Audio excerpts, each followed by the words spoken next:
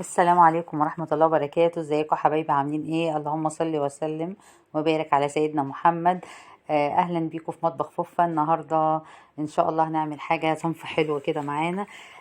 هنعمل رز بلبن بأسرار المحلات زي اللي بره واحلى وانضف كمان. وهنضيف له كام مكون كده هو اللي هيديله اللون وهيديله المطة وهيديله الطعم الكريمي القشطة. بتاع بره بتاع المحلات. يلا بينا نسمي الله ونشوف مقاديرنا. اول حاجه معايا هنا حله على النار. انا جبت حله على النار اهوت، وعندي كوبايه رز. المج اللي انتوا شايفينه ده انا حطيت فيه رز وغسلته كويس ونقعته لمده نص ساعه. نص ساعه تنقعيه وبعد كده تصفيه كويس قوي من الميه وتحطيه في الحله. انا حطيته كده في الحله وولعت البوتاجاز عليه. وعندي كيلو ونص لبن حليب. كيلو ونص حليب او لبن. آه ايوه اهوت هاخد نصه. هاخد حوالي نص كيلو منه. نص كيلو بالظبط كده. هاخده احطه على الرز دوت. هو ويا ريت يا ريت يعني يكون الحليب ده دسم، يعني حليب دسم كده بيدي طعم تحفة للرز بلبن بتاعنا. انا هاخد من الكيلو ونص ده نص كيلو بس. احطه على اللبن واقلب فيه كده اهوت زي ما انتوا شايفين يا حبايبي. نقلب فيه كده علشان اللبن ما يشدش مني من تحت، ما يتحرقش، ما يلزقش في الحلة يعني. ايوه. بس انا عايزه اوصل لدرجه ان هو يغلي غلوتين كده بس، يعني يغلي غلوتين كده زي ما انتوا هتشوفوا دلوقتي في الفيديو. الدرجه اللي انا عايزاه يوصل لها. تمام. وايدي تفضل تقلب كده، يعني نفضل نقلب التقليب علشان خاطر ما يلزقش مني في ارضيه الحله او يشيف مني يعني. رز بلبن طبعا من الاصناف اللي احنا كلنا بنحبها. صيف شتاء يعني بتتاكل ما بتقولش لا وبتبقى حلوة يعني. وممكن تعمليه في الفرن. وممكن تعمليه تحطيه في التلاجة. يعني شايفين كده حبايبي. انا وصلت للدرجة اللي انا عايزاها. شايفين غلا كده من كل حتة. اهو تمام اللهم بارك. كده حلوة قوي. دلوقتي بقى انا هقلبه تقلبتين كده واسيبه يغلي غلوتين كده دقيقتين بس، دقيقتين كده بالظبط. من ساعة ما يغلي الغلوة دي دقيقتين. وهقوم مطفية النار عليه واغطيه واسيبه لمدة ساعة. تمام كده. انا كده بقلبه اهو تقلبتين برضو. دلوقتي زي ما انتوا شايفين اهو كده تمام زي ما انتوا شايفين. بصوا الغليان بتاعه من كل الجناب ومن هنا. انا كده طفيت النار وغطيته هقعده كده لمدة ساعة. مدة ساعة وارجع لكم نشوف ايه يعني ايه اللبن بتاعي، الرز بلبن بتاعي. تمام. دلوقتي ده بعد ساعة. اللهم بارك كده الرز عندي استوى. شايفين الرز نفش كده وشرب اللبن كده، اتشبع باللبن نص كيلو لبن.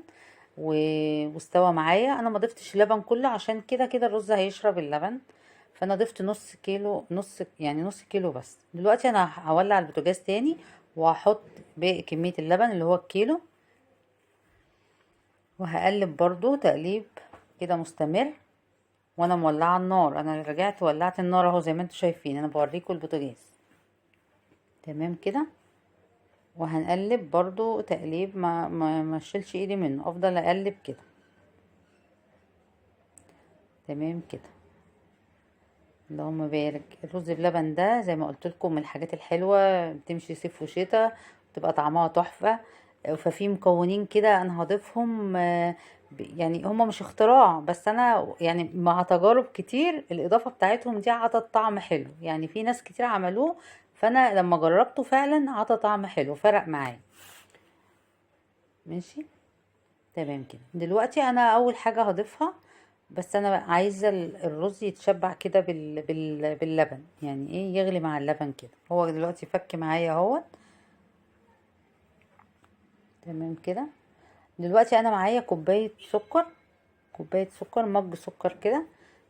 هو كده الرز اهو جميل استوى يعني. كمل سواه كده مية مية. تمام. هضيف دلوقتي السكر بقى. دلوقتي السكر بتاعي اهو مج سكر. انت عايزه تزودي عايزه تقللي ليكي مطلق الاختيار، لان ده طبعا حسب الرغبه يعني. مش معيار يعني. السكر بالذات تبع ذوق كل واحد. انا حطيت كوبايه. طبعا بتقلبي علشان يدوب كده ايه مع بعضه، السكر يدوب كويس. عندي هنا دول معلقتين نشا، معلقتين نشا مش مليانين قوي، يعني معلقتين او معلقه واحده كبيره مفيش مشكله. هدوبهم، عندي كوبايه ميه هاخد نصها ادوب فيها معلقتين النشا. تمام كده، ادوبهم كويس قوي، او لبن يعني ميه او لبن.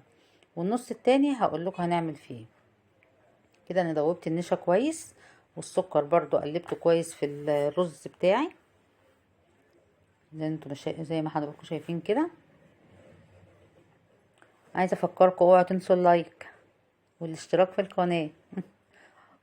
ماشي يا حبايب قلبي، انا هنا كده ضفت النشا بتاعتي. وقلبت اهوت، وبقلب برضو اي اضافه بتضيفيها مع التقليب. دول بقى معلقتين ايه، دول بقى الحاجه السر بقى.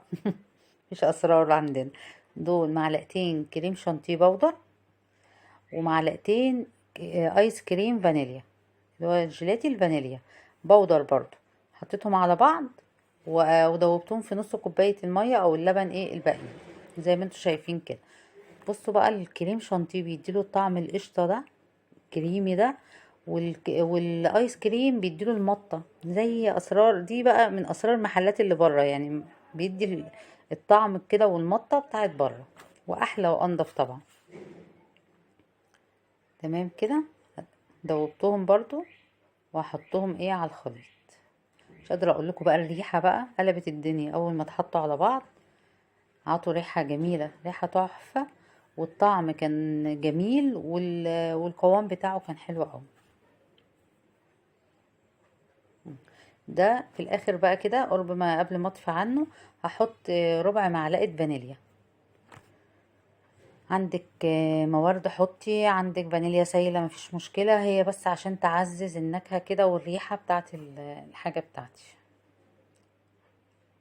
مفيش خالص مش مشكله، بس هي يعني بتدي طعم، بتدي ريحه حلوه. تمام كده، الرز بتاعي بقى جاهز. يلا بينا بقى نغرفه في الاطباق. عندي هنا الاطباق اللي هي ازاز، فخار، بايركس، اللي يعجبك. اهم حاجه لو هتدخلي الفرن تكون حاجه تدخل الفرن. الاطباق اللي عندي دي ما بتدخلش، بس انا هجيب اطباق فخار كده للفرن. تمام كده. وهقولك برضو علشان تحافظي على عليه، على وشه، ان هو ما ينشفش منك لو هتحطيه في التلاجة ولا حاجه نعمل ايه. انا هنا بفضيها اهوت في الاطباق بتاعتي. اللهم بارك، عمل المقدار ده عمل معايا يعني عدد اطباق كويس. ماشي يا حبايبي، يبقى انا اهو ده هتدخل الفرن، دي اطباق فخار كده للفرن. تمام كده، تخلي بالك يعني. اهوت طبعا كل ده هيتنضف، لازم ننضف ايه اي حاجه واقعه كده علشان ما تحرقش، وعشان الشكل برضو ايه تبقى كويسه. تمام كده. وليكي بقى مطلق الحريه برضو في التزيين بقى المتاح عندك فول سوداني حطي، جوز الهند حطي، قرفه حطي. انا النهارده هزوقه بقرفه كده، حاجه بسيطه. آه وهيبقى شكله حلو برضو، الطعم حلو. هو الطعم هو الشكل ده بقى يعني ايه ليكي مطلق الاختيار فيه.